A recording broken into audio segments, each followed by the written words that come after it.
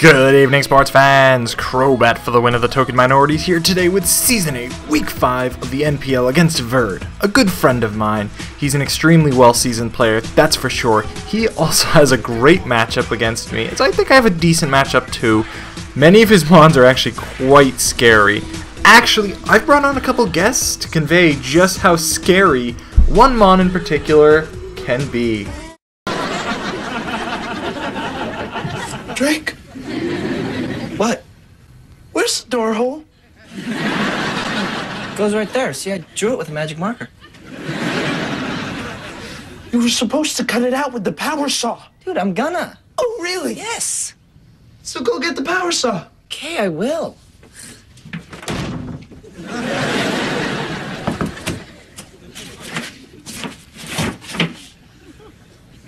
I see the problem. Oh, do ya? Alright, boys. Thank you very much. Guys, you're off. Get out! That's it.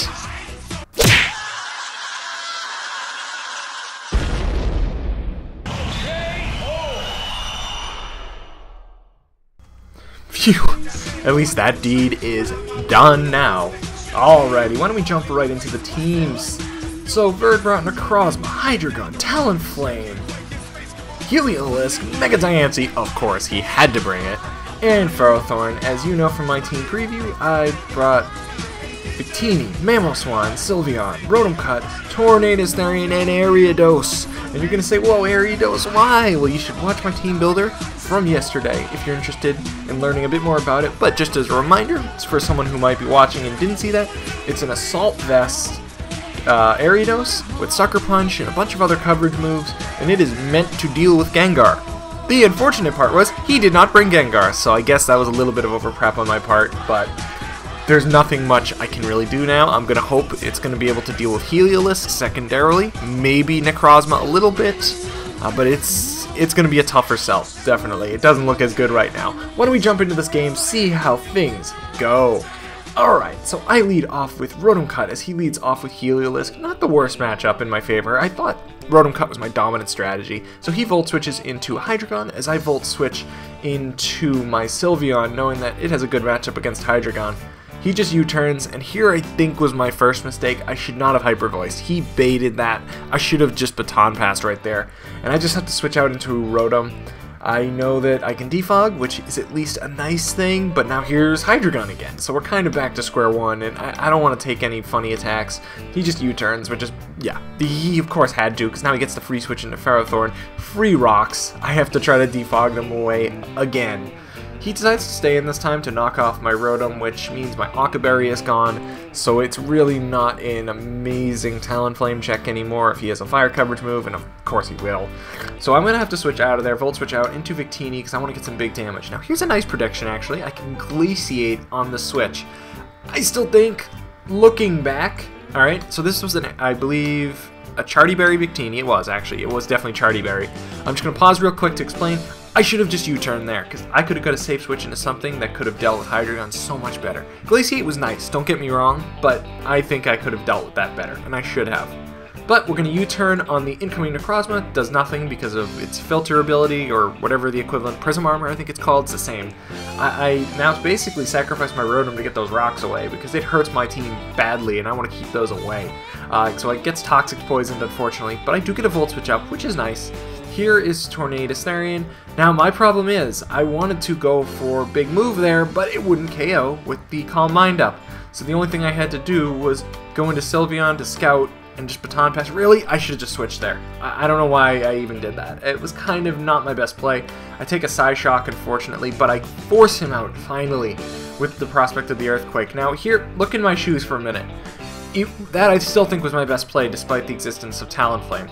Because if for some reason I overpredicted, that thing was going to sweep through my team. I was very scared of Necrozma right there, and it's making me wish I brought Mega Gyarados over Ariados.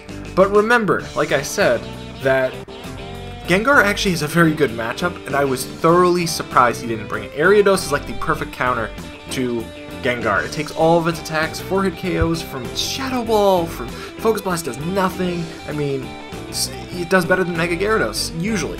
But because he didn't bring it, it kind of puts me at that disadvantage where I really wish that I brought it. Nothing I can do now, why don't we keep going? So here is the Brave Birding Talonflame on the way I rode him. I just have to fodder it off. Of course Brave Bird's going to do a ton of damage. Now here, we've got a good moment of Sylveon against Ferrothorn where I can Baton Pass, and that's what I should have done turn like 3. But I didn't. That's okay though, this time I Blue Flare. Hoping that he doesn't go to Hydreigon or he overpredicts. He did not. But he throws that out the window because he has Crunch and crits. Carpenter leading off, sends one in the air, foul. See if it'll stay playable. 3 converge on it, and all 3 come together. Which actually really hurts because this thing has Leech Life and it could definitely regain some health later, but it is what it is. We're just going to keep playing the game. Here's Talonflame right here. He's going to try to go for Brave Bird as I EV'd this thing to deal with Talonflame very well so I can get an HP Rock off. And finally, boom, shakalaka. We got something. He goes into Mega Diancie. I can't afford to let this thing set up, and my Sylveon's almost gone anyways, so I just go for the Hyper Voice and let myself go down. I go into Victini. Now remember this is Charty Berry, and I have the HP Steel. He, I think, sees that because Verd is an awesome player. He knows what he's doing. He obviously saw that coming from a mile away. And I go to my Ariados just to take the Volt Switch. Unfortunate, but not much I could have done there. Ariados is effectively gone, kind of due to the crit. Really didn't help my case. Now here, what's really unfortunate is I missed the Hurricane. And just easing it in. He's going to roof it. And he roofs it all right. Right over the glass. Maybe it wouldn't have done a ton. It wouldn't have KO'd the Heliolisk, but definitely might have helped with Ice Shard Mamoswine right here. It really just did not work out there for me. I was hoping he would think I was Scarved, and that really did not work. And I was hoping to just bait the Ice Shard. I don't even know what I was doing. This game, my back's heavily against the wall at this point, so I'm going to just Glaciate, hoping to see Hydreigon, but I really didn't even have to. And at this point, it's all dead and gone. He goes for Crunch as Tornadus Therian comes in and is not going to be able to take a Crunch. Unfortunately, I am going to fall 4-0 to Verd. Well, good game, Verd. I mean, at this point, I think I made a couple mistakes, but I know he had solid prep. I mean, I didn't even get to see everything really that he had, but at least the Necrozma was solid. Just by bringing the right mons, I think he brought all the right mons. Like I said, I planned on Gengar. I thought Gengar had an amazing matchup against me. I am surprised and shocked that he didn't bring it. Ariados would have shined in this match had he brought Gengar, and I was so sold that it was going to work. I mean, it's unfortunate. Let's just put it that way. Definitely unfortunate. I hate disappointing just one person, and I really hate disappointing everyone. But I love Burlington Coat Factory. You go in there with $645, you are literally a king. Alright, Michael Scott jokes aside. And by the way, no, this is not a sponsored video, this is just a Michael Scott quote. I always like Michael Scott quotes at the end of my videos, or speeches and stuff, but I'll admit, I don't have one prepared today. And that's because I think this is a reflection week. This is the halfway point of the season. We're 3-2, +1. It's definitely not the worst shape to be in. We're still, overall, we're doing really good. This isn't bad at all. I think we've had many solid wins. We've had some ups and downs, but we've had many solid wins. We've also had some losses to reflect on, and this is one of them today, for sure.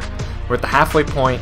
We want to make the playoffs, of course. Our goal is to get, hopefully, at least 6-4. But if we win the rest of our games, that'd be amazing.